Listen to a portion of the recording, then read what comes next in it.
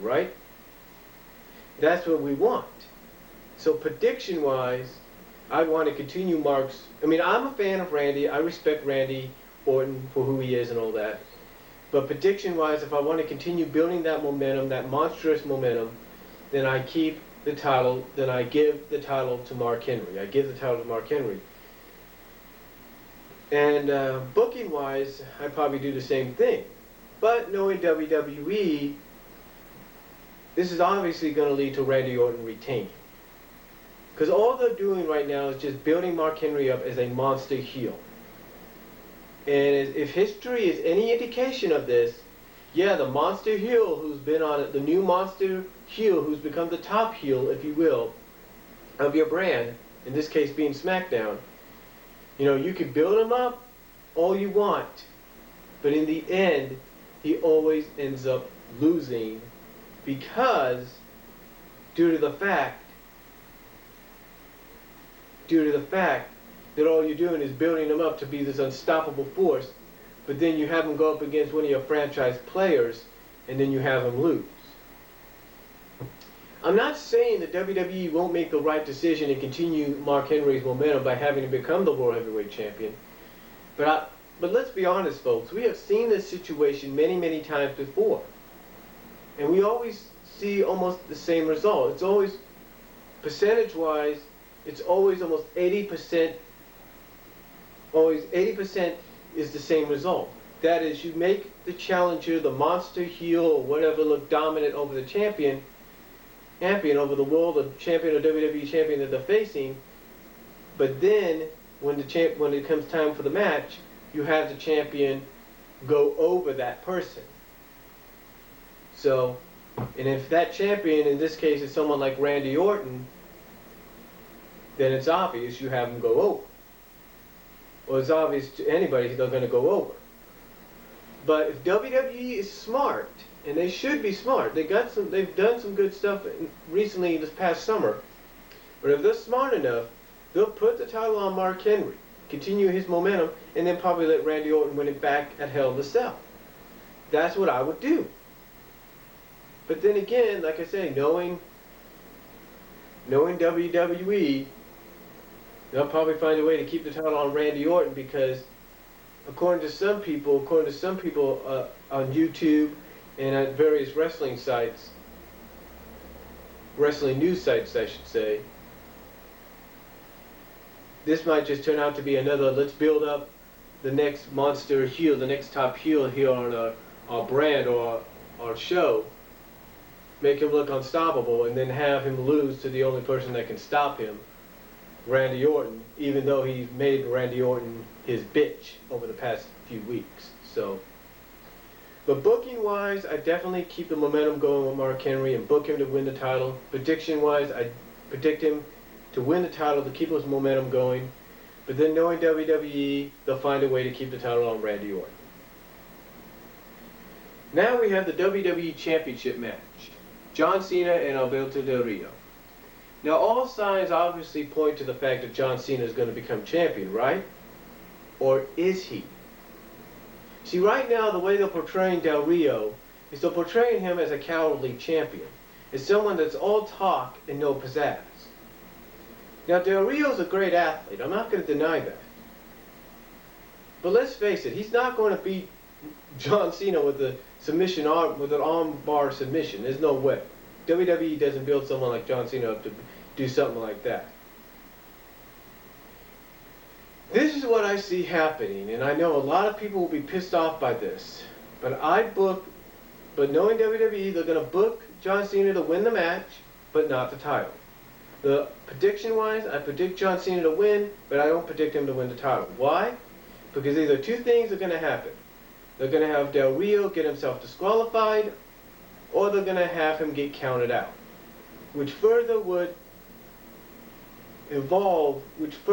push the fact that he's a cowardly champion, and that he will do whatever it takes to keep the title. Whether it's getting disqualified or counted out, he'll do whatever it takes. So, honestly, that's what I see happening in the WWE Championship match. Prediction and booking wise, John Cena wins, but he doesn't win the title due to the fact that Del Rio will either get himself counted out or disqualified.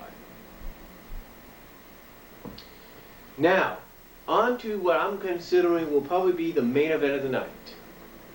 CM Punk versus Triple H, no disqualification. Stipulation being if Triple H loses, he resigns as the COO of WWE. Okay. Reports right now are going around that Kevin Nash will make an appearance at Night of Champions, even though he was released from WWE. He will still make an appearance. Now, a lot of speculation has been going around that this is probably going to lead to one last incarnation of the NWO. And if that happens, hey, we'll see where they go with it. But how do you book and predict a match like this? Well, you can't. I mean, booking-wise, yeah, you want to put somebody over, but who do you want to put over? Do you want to keep CM Punk's momentum going?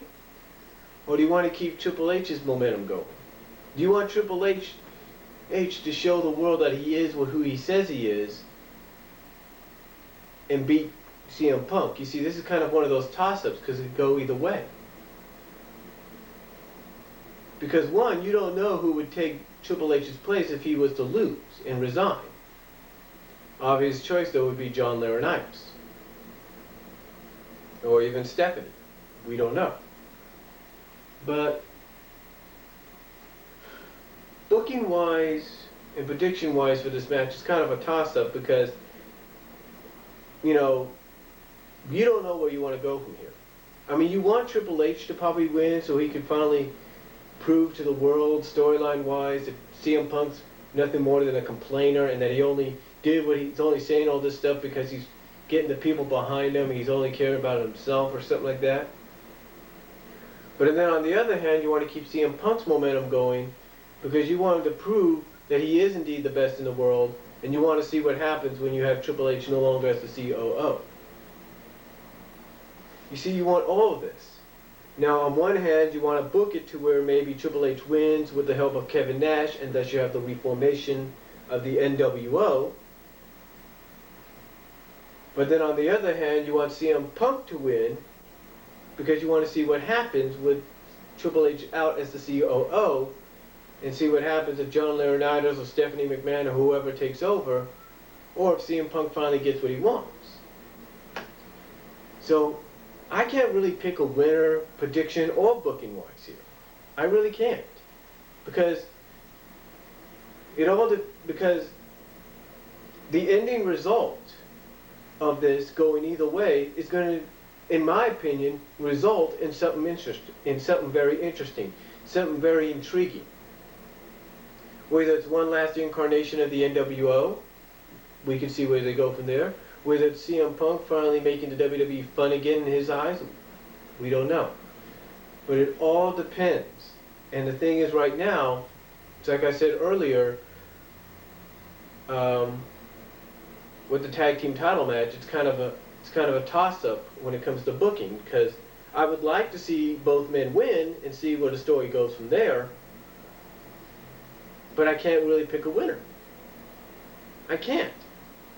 And I know a lot of people are saying this is a little too soon. Well, I'll tell you why it's probably a little too soon. It's because probably they're going to go forward with the whole Team Triple H versus Team Punk deal at Survivor Series, and probably do it the way people are reporting it.